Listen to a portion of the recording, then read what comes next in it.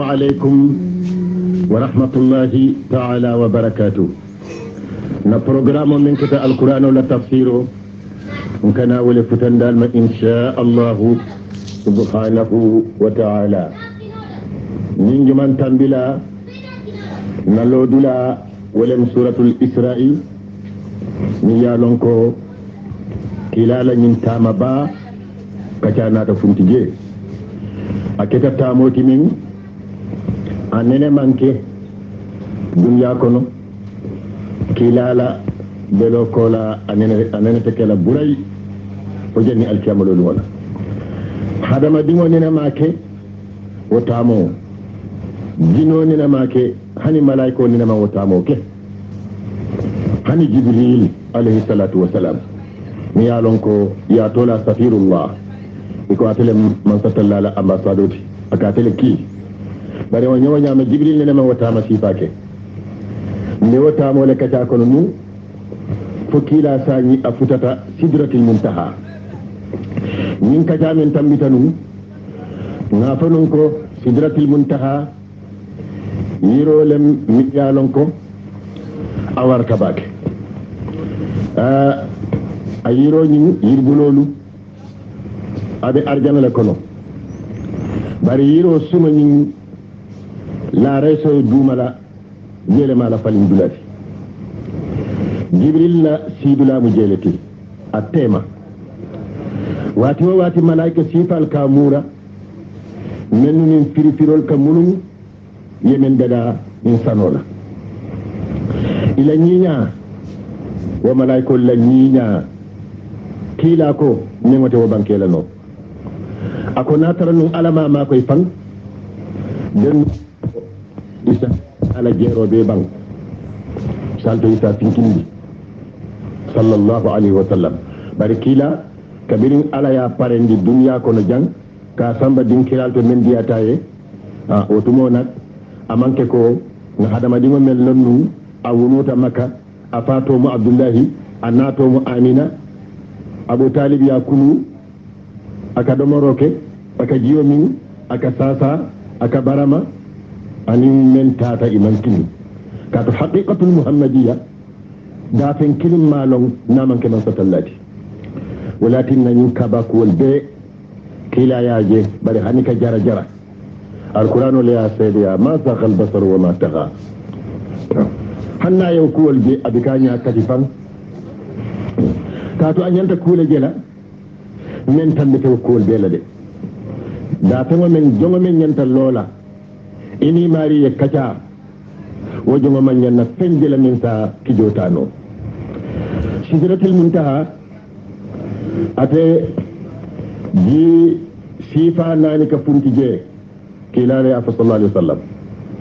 akwa yakhruju min asliha anharun min ma'in khayri asin wa anharun min labanin lam yatakhayyar ta'muhu wa anharun min khamrin lathatin lisharibin wa anharun min 'asalin musaffa jinya do bije o mu ji serati ndi biyari abika kunu abika toli abika tinya jinya do bije o mu nonolati wonno no fanan bika yelema abika tinya lam yatakhayyar ta'mu jinya do bije o mu dololati bari alqur'ano ko wodolo biyata bakele lasatan lisharibin wa man kadoloti men ni ba mi ne ke nyabiti ala kun ya kamma man satalla ko dolole min diyata bake annu niya min fanan abike sirandi ika kuma kalantangol fo lasfati li sharibin ika minne aye diya aye jato nafa bake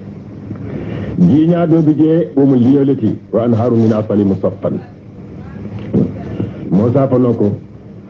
arjana la faktiriyol be aka funti sidratul muntaha yirole bala kato hanila siti fanolu mi yalon ko asifalu man dandula soto ila nyarolu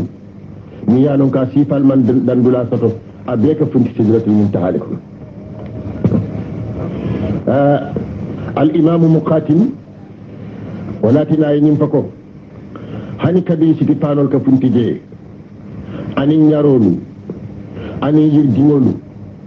min sifal min yalon ko alal dam maliya dangolom وكولا سدرة المنتهى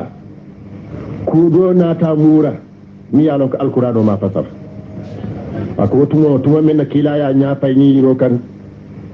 kuuɗo naata sidratul muntaha muura alqouran o ma wokku wo fode kato ay ñina fodoron ko is yahsa sidrata ma yahsa tuma men no ay sidratul muura tema men ya muura imamu walatinna imamu naysaburi ko man sattallala sembole jiita sidratul muntaha kan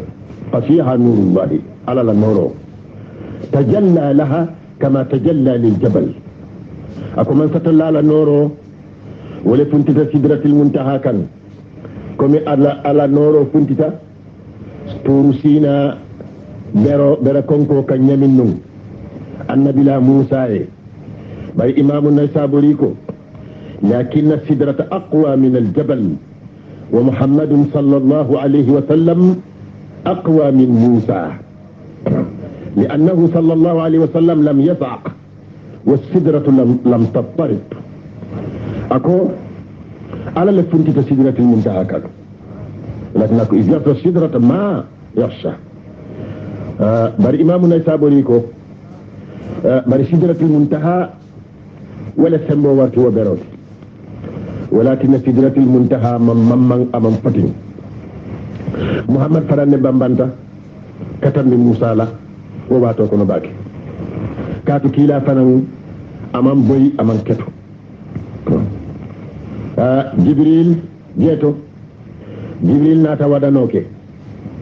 أي سالو ولندي ملايكول من بي جيتو والفنان يسافوكي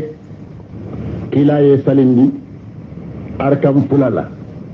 comme ay annabi omol salindi nyamin num arkam fulala dunya kan banko kan jang baytul maqdis ay qul ya ayyuhal kafiruna le karang arkam foloto arkam fulan jango ay qul huwa karang qul huwa allah ahad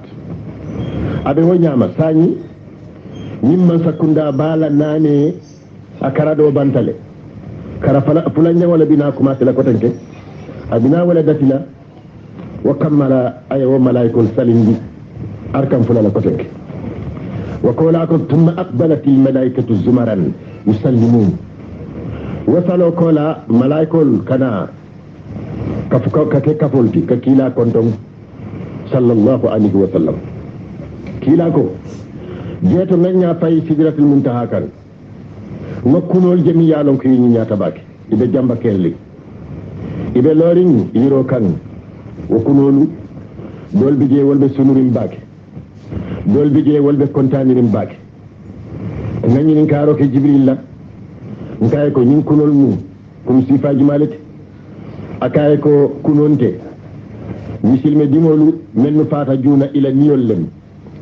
yemen nije ibe sunurim wolle fata sañi ila sayama me wala wasunole bela imanina ila alfalla falo yemen ni ibe kontanirin wal mu binni wallati men inila alfal talata kabirin akaye ko e kawa keba men je ani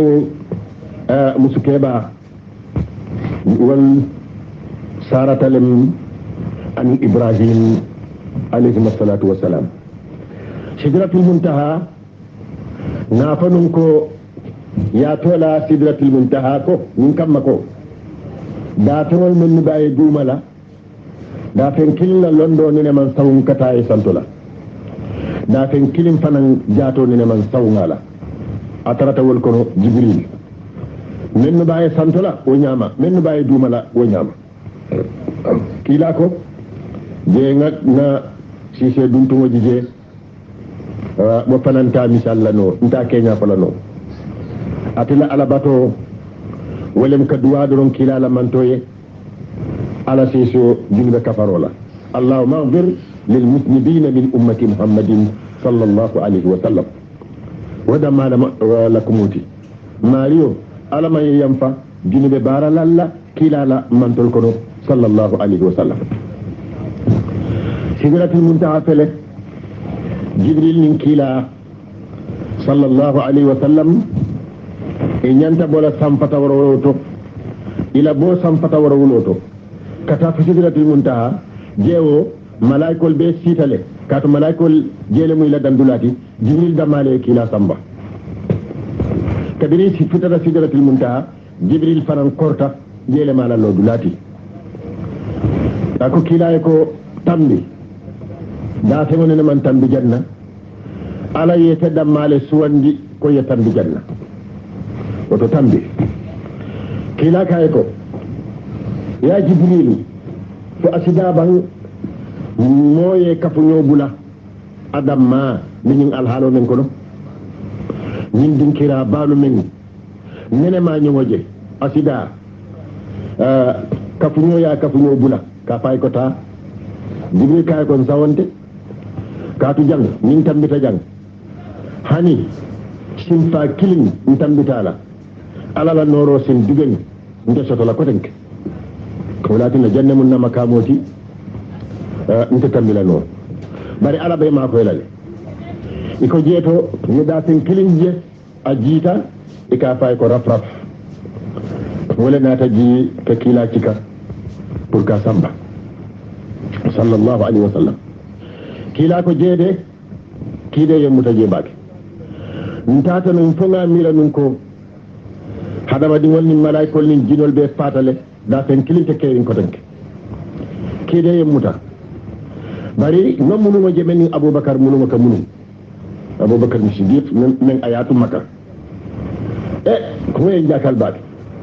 na kumandi in kay ko ya ababakar hal turidu an tasbiqani fi maqami in kay ko ababakar ila kita kan saban na makamu to ban natalo kay ko ndemanke abubakar puntite kanne pour que kide fata barante men ka abubakar walakin abubakar radiyallahu anhu tonya atelen kilala sahiboti anyante kilala sahibol kono anyante kilala manto kono sallallahu alaihi wasallam kaatu alqur'ano ya tedda male sahibe ya funtindi akoyta law iz yaqulu li sahibihi la tahzan inna allaha ma'ana abubakar le moti men kilako nene ma mo kumandi misilma ya kono fo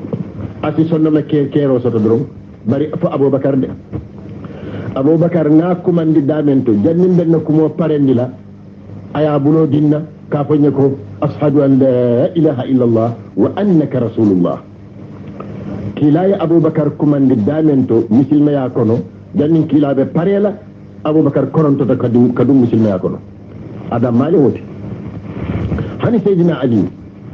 kabirin kila ya kumandi pour ay dum muslima ya kono o tumo sangi tan ay wala soto ay ni fay ko bari batuna saram famala hani adiyu ibn abi talib annum kila la yakulu asarata fala iko simfa nani ay wala ke afutata fama kan asarata la afaka ko inin koto ay kumandi ko kano don kayrolem wa kammala sayyidina ali na tatubi adunta misilma ya kono woto abubakar na faale nyani anyomote kilala mantol kono sallallahu alaihi wasallam kabirin kilabe hudayla fanan anin abubakar le tata dinko kono anin abubakar le tarata je kabira tata to akine ta fanan hani malaiko amaje ay abubakar la munu mune je woto abubakar atelem kilala sahibe bati kila ko ikanji alhawa kono nka banko kandiyo menka ti alhawa kono namira sani din kiralla waro ani jato la doya akawole hitandi bari o jato le warta hadama di o jato le mdorum bari atale warta wodaten balmu medela sallallahu alaihi wasallam kila ta da fa afutata dun kiramen nannal ko ikatola al mustawa namira jefana mu alam ko tanniti ma fan ko tan wote ikatola mustawa atambita jela katafo hadratul qudsi ni tata alhamsi ala sarha kono akatola ko min haythu hiya ako jeewode sema men bije wala bije wo makamo forta baki kila ko atata fo man sattallala kalala lañino aka kuma ñamin atulo kamoyi qalamul qudra ala semmo ala lañino min kal ala kala min kal lañinol sate kila ko atata fo akala kuma kanol moyi qalamul qudra kadirin afutata wo makamoto hadratul kursi ha jewode na fonun ko kila ki jobi ka fara min silo kan bari do man ning akijo sa fara din kiral kenya kamma ala kaye ko isingolo na sajado kan isingolo na din kira bu nyari ngo kan ate ani musa fatata baki ngo kila ni musa fatata bakele ila jampanyolo mo bi kawo mirano katu musa ala ya diya mun turu sina wo be egypte le nim banko kan dunya ko no jang hanni me ya paso so doron ani visa isi tutano je wolem turu sina ko kola kabirin man satalla fareta musa diya mun dila الوادي المقدس أي هنا فايكو فعلعنا عليك إنك بالوادي المقدس إثبت فلو البني كاتو إذا ولما إكنا دون ولما لكنو أبونا تباكل باركيلا ما لا سمتو بني هني كبيرة فتاة سدرة المنتهى أما لا سمتو بني هني كبيرة فتاة حضرة القدسي على كايكو إسم الله ندين كرا بنياري وكان كلا ياسم اللوجي أي من ستلا كنتم التهيات لله الزاكيات لله الطيبات الصلوات لله كبيرا يوفو ملائكة المنية لا رسودني عن الملائكة المقربون والكايكو السلام عليك أيها النبي يقول فنا يا كنتم أتيا ماريو كنتم أنا لدى تنبالو والفنيات كنتم والكايكو السلام عليك أيها النبي ورحمة الله تعالى وبركاته ملائكة البيكو السلام علينا وعلى عباد الله الصالحين لنا لكم جبريل لكم أشهد أن لا إله إلا الله وحده لا شريك له وأشهد أن محمدا عبده ورسوله جينك جيد دولا باكي من جبريل ليوفو كاتو جبريل مما بي باري وتكلا نو كابا كوتي انتولن جمانو مول كادو ساني كوكا كي أمريكا وواتو كنو إتي ترجان إكا كلامتانو وكملا جبريل سوى الحالو دي كلامتانو آيات رابي سدرة المنتهى وكملا يكو جبريل لكم أشهد أن لا إله إلا الله وحده لا شريك له وأشهد أن محمدا عبده ورسوله سيدة كما فلولو كما كان سيدة فلولو نيالونكم مولا مثل ميات الصحيالة نو فإن وصافو يسون مو يا موتا يسون على يريل يوفو كلا لمن تولو ممن تكتنولو ولا يفتا كلا أبو ناتا نيو نياما نياتو فدرون إيكا فكو على لا جمالم وكولا ينا تايتلو ناتي إيكا فلو ولد على لا جمالم محمد عبده على لا جمالم ورسوله على كلالم فرن على كل دي على جي ميالونكو القرآن ما فسر القرآن فأوها إلى عبده ما أوها أنا كلا دي من توما من كلا ما جنو ولا كلا على جنو له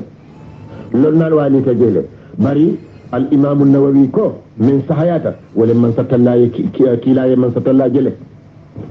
أياجي من أجاتو بيلا أياجي من أنيات أياجي من أصل مولا كلا على جله إمام النووي أكو ولا صحياته أي صلوات اللولو الديالا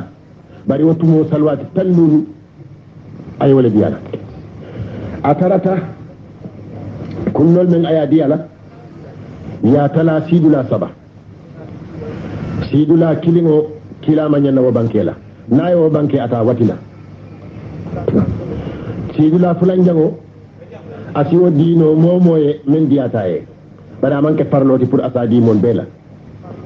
saban jango farlolem asadi hadama di mon bela momo sonta farlolem akan wo fanan nama kede ata watila de wala tinna kullo si soto nona tonya kullo si soto no kaatu kila e pendo soto no men momen diyata e akadi wala salwatu tallulu akay ko inila mantolu alkambatu salwati tallulu la ha wala fita siyala ana mario talata jeto abina murunna sallallahu alaihi wa sallam birin afutata jibril ya samba man satallala dula jamade kato atata jahannama aya visit kabe jube atata arjana kono hani arjana yirdiwolu a pomolu ay ko ay din kilin katije aya dom ay dula jama jubel arjana birin abe arjana jubela ako ay korda kilin jije wo korda ya dada min sanoni ya qutola akorda la fano wala fanata dunyati de ay jibril mininka akay ko liman hadhihi ad-daru jumala tabu nyin kordati akay ko khadijatu bint khuwaylid ila musu keba men luma men ya futu siti ayala nafulo beta ka be dila ala kamma ala ya joni kordala radiyallahu ta'ala anha nim muslime muso e wamuy wosike mantaɓe mbati aga tanan ye song aya duru koto kono kadijatu sonta ñami ñum misilme muso men kumol men ka dante ten kumol men ka banke ten a sonnomo sontala ko toñalem min woni ka kaca kato alqur'anu wato wati na jannabe yamaro dila doron aka fale ko ya ayyuhalladhina amanu altol mol men tomandita wa kamala misilme musolu men sonta ñin kuma kangol la nka wala diya mundi nko asibete ya baka isi yaka na khadija ini kelu tema ini futu kel tema amanke farloti nak yete mo penso to yadi yala bari ise moye menno ise mo dango ka makoy baraji bale bije ala la jor bale bije ngaje hadiso kono kila ka fuko iko kila le ko musote ala la dunyo soto la no ala te kontan la no musola kuoto madama akeman kontan nim misilme muso sonta nyin kumol la a sonta kila la woto aka kuma jamala fefe dula ko tek nyaadi le ide kuma jamala fefe la muntole juma bulu ila annabiyo mole nyimfo sallallahu alaihi wasallam anno ala la ya sebe ya ko muhammad hanna da sarano la aka tonyale fo wama yantiqu anil hawa in huwa illa wahyun yuha woto nim muso ya safaro ka ay fen soto je walla ay nak ji ba wala kay fen soto je walla karanta ay londo soto ka doko ka ka fen soto je walla ay nafulo lo ke afabulu wala awulu bama bulu lafita men fola dal wala muso ay fenne soto fenne babulu men atele tamu ay alafita fen bondi la je ka di akela ala kamma momo ka wa muso diya mundi pour ka tajinni ka fay ko itele ka son minna isa lon ko mari mu la saytano niti ina d'accord ta nyawo nyama ina diata nyawo nyama ila saytano lem kila sallallahu alaihi wasallam jibril kaye ko ila musole tamu nyin kordati anu korda fam tabaki ay kawa ku jamaale ji arjana ko do anata jahannama fanan ay kawa ku jamaaji katu ako na jahannama wisit natara musol le siyata je katandi kelu bela na arjana wisit natara fuwaro le siyata je katandi mon bela bari bo ube fataro le sotodrum ay patam panso le sotodrum ay patam panso le soto ni tata kitabu bal kono ya to pato bakele wala ñinti ko xana bo man to falolu men tambitanu musolla ala sokiro le siyata katandi kella askenoti bari kilalo nyimmanti labango nim musol ya musilme ya muta ye duru koto ya ala batu ala bika mo tonye kat ala te musol siyadi la jahanama tumo men na imake iman jahanama baroke ala te wakela ala ye musol nin kelbe le kanyandi ni alqur'ano kara kata yine fako momo e ku kendo bara ikete keti bang wala muso ntolde ndika bara la joro nasi karmu kelati batungala joro lafa karmu musolati batungala joro nasi akata bika oke min dhakarin aw unsa wa kamala minkum mayata wala momo ye limani ya alala ya maro ye durukoto ya noma ala fatandiro ya be tuje wala kumayata musiyanin keyati kumaya la jet bari ninko musol siduru koto ye kelu batu ye bunya ila soto fengo ikadoma nimbondi je kadi kella ay ke sadati barajibati ninga kel fanan tuje de wasike tonyeroti kel fanan wanyamade musoka barajo soto nyame naye nafa ite ka barajo soto ka tambi akela niya nafa ka to itela nafa ke musoka wo mu farloleti muso ka kema nafa wonte kala no farloti bari ke la muso nafa wo mu farloleti niya tuje akake junugoleti woto mele nyanta hakilo tula ni salwatu luro di kilala sallallahu alaihi wasallam bari woto mon ko salwati tan lulu lem kilana tamu alawo wisito ko la kadulal be jube ka kaba ko dinkiral jube hani dula dolu afate hanila aningo banke ay menjije anata murum to afutata annabila ibrahim waya sambala man tolkan nafanu nañin programme tambilato ka kuma dantan diyala ko wala ka arjana yirol tutu subhanallah walhamdulillah wala ilaha illa allah wallahu akbar ولا حول ولا قوة إلا بالله العلي العظيم أتمت إبراهيم أنات موسى ولم كبيرا فتام موسى كايكو إماريو من دي لدن إني لمن تولو كلا يا جابي أكايكو صلوات تنلولو موسى كايكو سيادة نتنغ مول جربي janni take funti dunya ko nga hadama di wallonde salwar tallulu niya sama dunya ko ila man tikilinta salla ito sonna ya nyasato murum imariyo kan isa dani aya tala kila murumta ala e lulu gonda e jeto hani ka biya to tanan min lulu musa kay ko fanan siyata de murum na ta do asafa ko siyata le kila e murum fa akuta salwat lulu وفنا موسى كايكو هاني كبير سياتا قالوا لولو لولو السياتا النبي مولو يتلكم ما يتا يتل يلندو سوتو يتلم على لمو نيمال موسى كسلوات لولو السياتا بري موسى ne to nyafo kilala man tol biko son ka sali salwatu lولو السياتا يا رفا واتي لولو ka sali يا رفا موسى يا فو nyami ni adu siyari ni man satalla ya ke salwatu lولو ki sañi mbaadi woni kay tandiro kenna ko wato banka ko ton si ko mollo jang wato ko tan kaman satalla dani alquran wala barako asaji ndi gambia banko kan ani musulmon na banko mu ne bebeka ani fanan asin sonne ma jiwala ka banko sumya